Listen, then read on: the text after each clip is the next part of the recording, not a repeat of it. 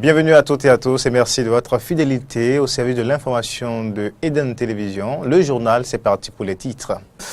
En réunion hebdomadaire du Conseil des ministres, les membres du gouvernement se sont réunis ce mardi 6 novembre pour le Conseil des ministres sous la présidence effective du chef de l'État, Patrice Talon, actuellement en Norvège pour une visite d'État.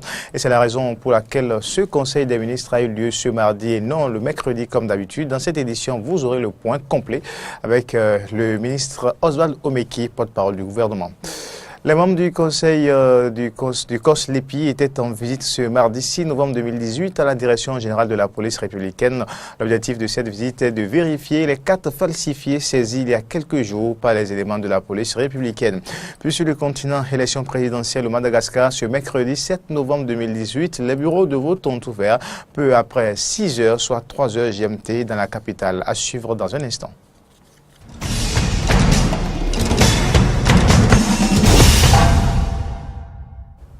Eden Info, encore une fois, bienvenue à toutes et à tous. On ouvre cette édition par le Conseil des ministres qui s'est tenu ce mardi 6 novembre 2018 sous la présidence effective du chef de l'État, Patrice Talon. Au cours de cette rencontre hebdomadaire, plusieurs décisions importantes ont été prises des communications sur la production de cartes d'identité biométriques de la phase pilote au profit des populations pauvres du projet Assurance pour le renforcement du capital humain Arche, création d'une société de droit public et négociation avec des prestataires pour la mise en œuvre du projet de modernisation de la gestion des déchets solides ménagers du Grand Nokoué, compte rendu de la session du Conseil consultatif national de l'enseignement supérieur du 10 octobre 2018. Nous vous invitons à présent à suivre un extrait du point de presse après Conseil des ministres, un point fait par le ministre de la Culture et des Sports, Oswald Omeki. Au cours de la séance, les décisions ci-après ont été prises. Au titre des mesures normatives, le Conseil a adopté le décret définissant le cadre institutionnel de mise en œuvre du projet Assurance pour le renforcement du capital humain Arche. Au titre des communications, production de cartes d'identité biométriques de la phase pilote au profit des populations pauvres du projet d'assurance pour le renforcement du capital humain Arche. La mise en œuvre du projet Arche, avec ses 4 composantes que sont l'assurance maladie, la formation, le crédit et la retraite, nécessite une identification biométrique préalable et fiable des populations bénéficiaires. Dans ce cadre, 350 000 personnes éligibles sont déjà ciblées pour bénéficier de la phase pilote qui démarre dès le 1er janvier 2019. Création d'une société de droit public et négociation avec des prestataires pour la mise en œuvre du projet de modernisation de la gestion des déchets solides et ménagers du Grand Nokoué. En exécution des instructions du Conseil des ministres en date du 21 mars 2018, le ministre du Cadre de vie et du Développement durable a engagé des démarches en vue d'identifier des opérateurs crédibles pour une bonne prise en charge de la gestion des déchets solides ménagers dans le Grand Nokoué, à savoir Porto Novo, Semepoji, Cotonou, Abomey-Calavi et Ouidah. Compte rendu de la session du Conseil consultatif national de l'enseignement supérieur du 10 octobre 2018. Du rapport présenté au Conseil des ministres par la ministre chargée de l'enseignement supérieur, il ressort des dossiers soumis à l'examen de la commission, les conclusions ci-après. Les établissements qui ont reçu l'avis favorable pour l'agrément sollicité sont provisoirement autorisés à poursuivre leurs activités. D'autres sont proposés à la fermeture en application de l'article 21 du décret 2008-818 du 31 décembre 2008, en raison notamment de l'absence de preuves relatives à leur fonctionnement ou non dûment constatées. D'autres encore sont suspendus et ne peuvent recruter en première année au titre de la rentrée universitaire 2018-2019. Enfin, les établissements qui n'ont pas cru devoir présenter leur dossier de demande d'agrément, alors même que les tests l'exigent, ne pourront plus y postuler. Prenant acte de ce rapport, le Conseil des ministres a instruit les ministres concernés par la mise en œuvre de ces conclusions d'y veiller scrupuleusement. Descente de la police républicaine dans les rues de Cotonou ce mardi 6 novembre 2018. Objectif, sensibiliser les usagers au respect du code routier pour éviter les accidents de circulation en période de fin d'année. Reportage Frédéric Espoir Roumambou et Fiacre Voitan. Maximum les accidents sur nos routes. C'est un défi qui tient à cœur aux responsables de la police républicaine, notamment pour ce qui concerne les prochaines périodes de fin d'année. C'est dans cette optique qu'une descente sensibilisation a été effectuée ce mardi 6 novembre 2018 sur plusieurs axes routiers de Cotonou. Une visite qui permet au contrôleur de police, Pascal Odel-Louis, de faire un constat qui le désole. La plupart du temps, tous les accidents que nous avons constatés jusqu'à ce jour, pour la plupart du temps, c'est des causes humaines. Les gens ne respectent pas leur couloir de circulation. Par exemple, les véhicules gros porteurs doivent circuler à droite et permettre aux véhicules légers de les dépasser par la gauche. Mais ces conducteurs prennent le vilain plaisir de circuler constamment à gauche, ce qui n'est pas bon. L'inobservation de ces prescriptions a des conséquences fâcheuses. On approche la fin de l'année, on dit bilan, il n'y a pas de bilan. C'est l'homme qui est l'auteur de son propre malheur par son mauvais comportement, par cette déviance comportementale. Voyez les motocyclistes. Il y a une piste cyclable pour les motocyclistes, mais d'autres prennent le vilain plaisir de rouler là où, sous le couloir qui est destiné aux véhicules à 4 roues.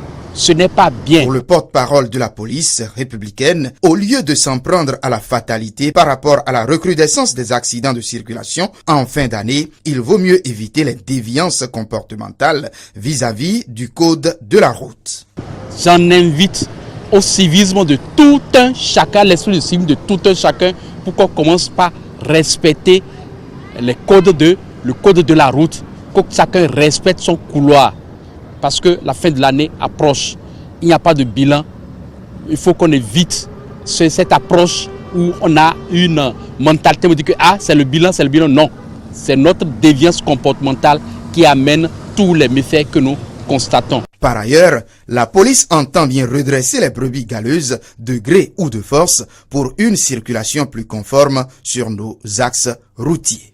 Cette intervention a un but pédagogique. La prochaine fois, on va sévir, parce que le fétiche qui ne prévient pas ne tue pas. Et à bon entendeur, salut.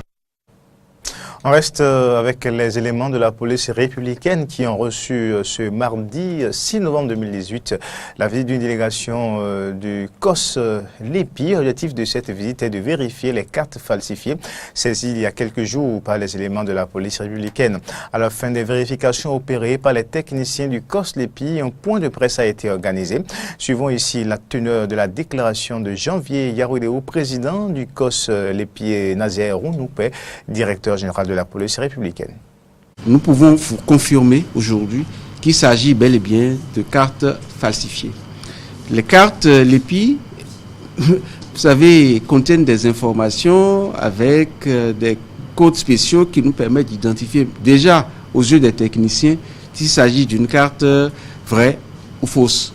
Et même en regardant ces cartes, on voit que c'est une carte qui a été scannée et multipliée. Donc ça n'a rien à voir avec de véritables cartes électorales. Et je voudrais également rassurer l'opinion publique nationale et internationale pour dire que même un détenteur de plusieurs cartes ne peut voter qu'une seule fois. Parce que ce qui fait foi, c'est la liste électorale. Et la liste électorale est en super grande sécurité. Pour vérifier l'authenticité de ces documents, la structure la mieux placée, c'est bel et bien le COS Lépi. Donc nous sommes très heureux, Monsieur le Président, je suis particulièrement heureux de vous recevoir. Et je salue cette démarche qui témoigne de votre souci de voir le processus électoral se dérouler sans embâche. Et vous avez eu l'occasion d'examiner les cartes et vous avez confirmé avec vos techniciens le caractère faux. Donc la justice fera son travail et tous ceux qui s'adonneront désormais à ces genres de manœuvres auront la police républicaine sur leur chemin. En prélude aux élections législatives de 2019 et comme l'impose désormais la nouvelle exigence de la réforme du système partisan, deux blocs sont en pleine gestation, le bloc républicain et le bloc progressiste. Ce dernier connaît des adhésions massives ces derniers jours. Face à cet état de choses, certains citoyens livrent leurs impressions au micro de Carnot François Roumeli-Rinton. Vous allez comprendre que ils ne se comprennent pas déjà, hein. Vous allez voir qu'ils s'obligent même à aller vers des blocs. Et je remercie ici la dame Claudine Prudencio qui a refusé d'aller vers ces blocs-là. Vous n'avez pas à réagir même s'il y a frustration. Vous n'avez pas à piper mot quand on vous impose des choses. Alors que nous sommes en démocratie. La démocratie, c'est la liberté d'expression. Et le peuple les observe. Les observe parce que ce qui va nous les départager, c'est les élections qui pointent à l'horizon, les élections de 2019, que le peuple aura l'occasion de leur dire ce qu'ils pensent des blocs qui sont en train de former. Je suis tellement content parce que comme l'a dit l'autre, tout change, tout évolue. C'est les imbéciles qui ne changent pas. Et vous êtes dans ce pays quand tous les leaders ont voulu à ce que les partis soient regroupés dans un ou plusieurs blocs. Le président Talon a deux blocs. Il dit à ses militants de choisir le bloc qu'il a voulu.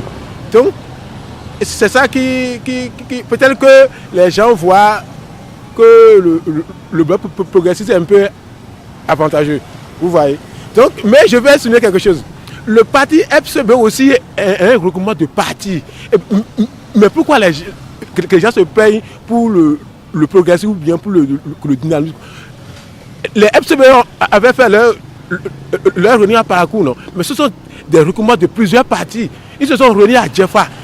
Qu'on n'a pas tant critiqué que ça. Mais pourquoi ils critiquent pour le gouvernement? C'est à croire que ces politiciens savent déjà qu'ils veulent finir et ils veulent aller finir avec le parti sans laisser aucune chance aux jeunes qui militent depuis des années dans ces partis-là. Inquiétude de quel avenir réservé à ces mouvements-là qui se réclament du bloc? Est-ce qu'on va leur laisser la main libre? Vous allez voir, hein, au positionnement pour les élections prochaines, ils seront carrément écartés. Vous allez voir leur position. Ceux-là, les mouvements qui ne sont pas encore reconnus sur l'échiquier politique et qui se disent membres du bloc là, derrière les ténors, les dinosaures des blocs qui sont reconnus par le chef de l'État, vous allez voir que c'est ceux-là qu'on va encore positionner et les jeunes qui sont dedans là seront en 4e, 5e position et ils n'auront que leurs yeux pour pleurer.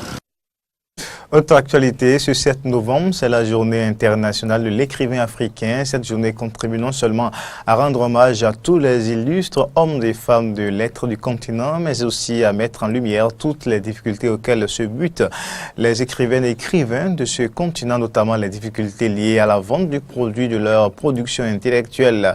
L'interrogation, l'écrivain béninois se nourrit-il de son art? Les réponses à travers ce reportage de Horacia Dodi.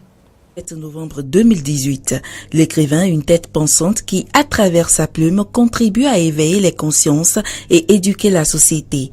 La journée de l'écrivain africain est donc une occasion pour faire un état des lieux de la littérature en Afrique. Littérature qui se porte bien selon l'écrivain Valais Vingbe. Il dénonce tout de même un manque de culture du livre au Bénin. On part en Afrique, précisément au Bénin, pour le cas que moi je connais le mieux, nous n'avons pas une culture de livre. C'est dommage, toute la chaîne du livre est en construction. Et quand je parle de la chaîne du livre, je parle de tous les maillons de cette chaîne de livre. La production, le maillon de la production, les maisons d'édition. Vous êtes d'accord avec moi que nous n'en avons pas assez. Il n'y a pas assez de maisons d'édition au Bénin. Et même celles qui existent, ces maisons d'édition-là, quel travail elles font sur le terrain. Malgré cette défaillance de certains maillons de la chaîne du livre, l'écrivain béninois a du plaisir à écrire, dira Henri Dagbidji Ressou, président de l'Association panafricaine des écrivains. L'écrivain béninois a du plaisir à écrire avec le développement des technologies de l'information où chacun a son Android.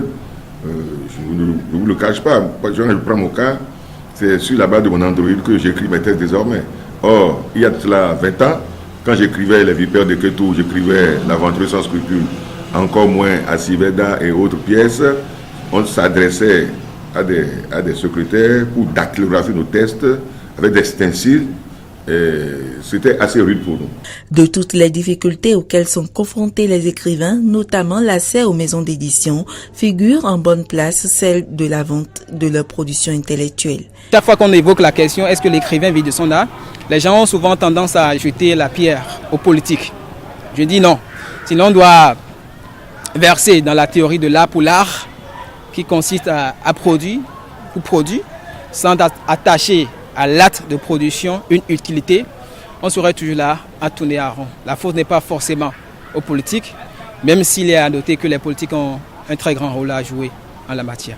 Aucun écrivain, même s'il se vante, il y a un écrivain qui dit qu'il vit de son œuvre, c'est inventable. Vous allez voir que souvent c'est des enseignants, mais parce que les droits d'auteur ne sont pas encore payés. Quand on dit 10% sur une œuvre, et combien les gens achètent, il y a la piraterie que vous maîtrisez bien, et sur cette base-là, on n'est pas encore à cette étape-là. Il se pourrait que demain on puisse le faire.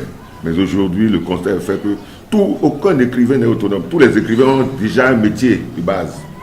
Moi, j'étais un administrateur d'action culturelle, ancien inspecteur général du ministère de la retraite.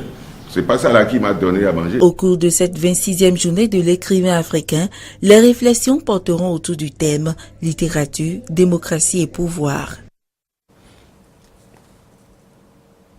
Le Bénin abrite depuis ce lundi la deuxième session ordinaire du Conseil exécutif de l'Alliance mondiale des terres arides. Au menu de cette rencontre, plusieurs décisions, dont celle relative au financement de l'organisation. Laurent Roland Tony Ikes revient ici sur la cérémonie de lancement de l'atelier. La deuxième session ordinaire du Conseil exécutif de l'Alliance mondiale des terres arides se tient à Cotonou les 5 et 6 octobre 2018. Une rencontre qui s'organise pour la première fois à l'extérieur du Qatar après le lancement de l'Alliance en octobre 2017 et la première session du Conseil exécutif en février 2018 à Doha au Qatar. C'est le ministre de l'Agriculture, de l'Élevage et de la Pêche du Bénin, Gaston Kossi-Dossoui, président en exercice de l'organisation, qui a ouvert les travaux. Le 15 février dernier, notre conseil exécutif a pris de grandes décisions à Doha, dont, entre autres, celle relative au financement de notre organisation à son siège, pour ne citer que cela. Notre secrétariat exécutif a été chargé de la mise en œuvre et du suivi de ces décisions. La présente session devra analyser les progrès réalisés depuis lors. Des amendements à notre document de convention vont être également discutés. C'est dire que la réunion de Cotonou revêt un enjeu stratégique pour l'avenir de notre commune organisation, l'Alliance mondiale pour les terres arides, en essayant de poser les jalons plus assurés pour relever les défis de la sécurité alimentaire et de la nutrition. Les participants au cours de la première journée ont mené des débats sur le rapport du directeur exécutif, examiné les profils des postes du secrétariat et discuté de l'amendement de certains articles de la Convention de l'Alliance. Créée en 2017, l'Alliance mondiale des terres arides s'est donnée pour objectif d'assurer la sécurité alimentaire des pays membres en apportant des solutions durables à la désertification et aux pénuries alimentaires. L'Alliance mondiale des terres arides regroupe 11 pays, parmi lesquels le Bénin, le Maroc, le Qatar, le Burkina Faso, la Tanzanie et l'Irak. La Somalie, quant à elle, a souhaité adhérer à l'organisation et c'est la réunion de Cotonou qui devra en décider. Et l'actualité en Afrique, le candidat à la présidence Andry Rajoelina vote à Madagascar pour le premier tour de l'élection présidentielle. Il est l'un des favoris d'une élection à suspense dominée par 3 ex-chefs d'État au cœur des crises politiques qui ont secoué la grande île ces dernières années. Les bureaux de vote ont ouvert peu après 6 heures, soit 3 heures GMT dans la capitale. De petites files d'attente se formaient progressivement devant la dizaine de bureaux de vote visités par les équipes de l'Alliance France après Antananarivo. Suivons ici les réactions de Andry Rajoelina. J'appelle tous les Malgaches à effectuer justement leur choix afin de déterminer celui qui dirigera le pays pour les 5 ans à venir. Et c'est sur cette déclaration que nous bouclons cette édition. Mesdames, Messieurs, merci de l'avoir suivi. Au revoir.